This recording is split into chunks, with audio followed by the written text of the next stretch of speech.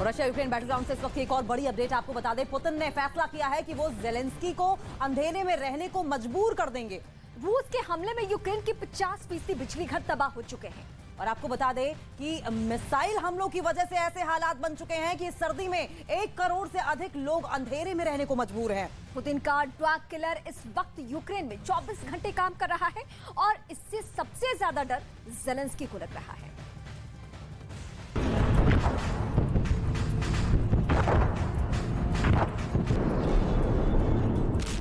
एक तरफ क्रूज से मिसाइल चली, 1 नहीं, 2 नहीं, 3 नहीं, बस गिनते रहिए।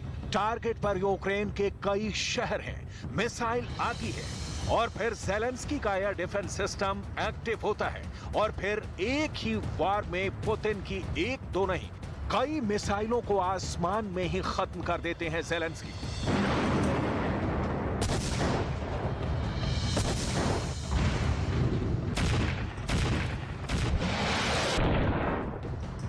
लेकिन दुनिया की सबसे मजबूत से मजबूत मिलिट्री भी जानती है कि जब टारगेट ज्यादा होते हैं तो एयर डिफेंस भी फुल प्रूफ नहीं रहती और ये क्रूज मिसाइल और ड्रोन अपने टारगेट से जा टकराते हैं। ऐसे हमलों ने जेलेंस्की को क्यों आतंक में डाल दिया है?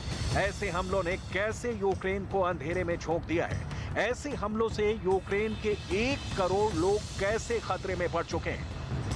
इसकी पूरी रिपोर्ट दिखाएंगे। पहले देखिए कि यूरोप में रूस की मिसाइलों का क्या खौफ है। इसे समझने के लिए ये वीडियो देखिए जिसमें एक पैसेंजर विमान को लड़ाकू विमान एस्कॉर्ट कर रहे हैं। ये पोलैंड का यात्री विमान है जिसमें पोलैंड की फुटबॉल टीम सवार है और इसकी हिफाजत कर रहे हैं पोलैंड के फाइटर जेट F-16।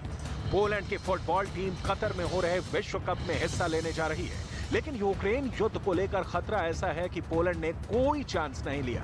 यह F-16 तब तक विमान के साथ रहे जब तक फुटबॉल टीम का जहाज डेंजर जोन से दूर नहीं चला गया।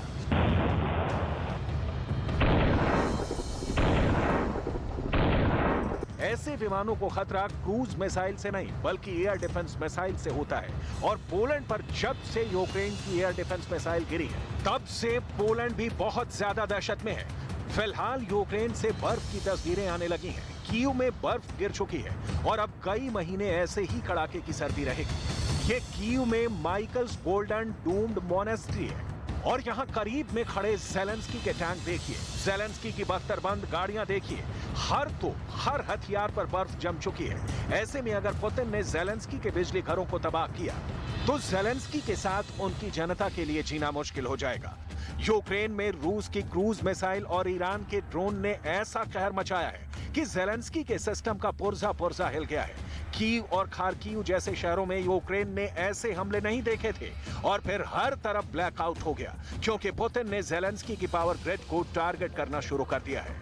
खेरसॉन हारने के बाद से ही पुतिन की मिसाइलों और ड्रोन ने जो तबाही मचाई है उसके आगे जेलेंस्की बेबस हो गए हैं। यूक्रेन के 50% पावर स्टेशन पूरी तरह खत्म हो चुके हैं और 1 करोड़ से ज्यादा लोग बिना बिजली के जीने को मजबूर हैं।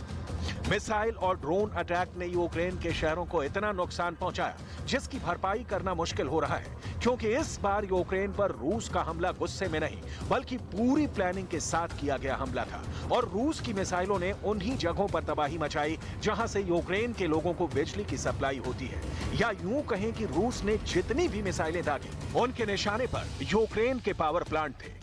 यूक्रेन ने आरोप लगाया कि रूस के मिसाइल अटैक में उसके 15 पावर प्लांट को निशाना बनाया गया जिसकी वजह से अलग अलग शहरों में 70 लाख से ज्यादा घरों में बिजली गुल हो गई।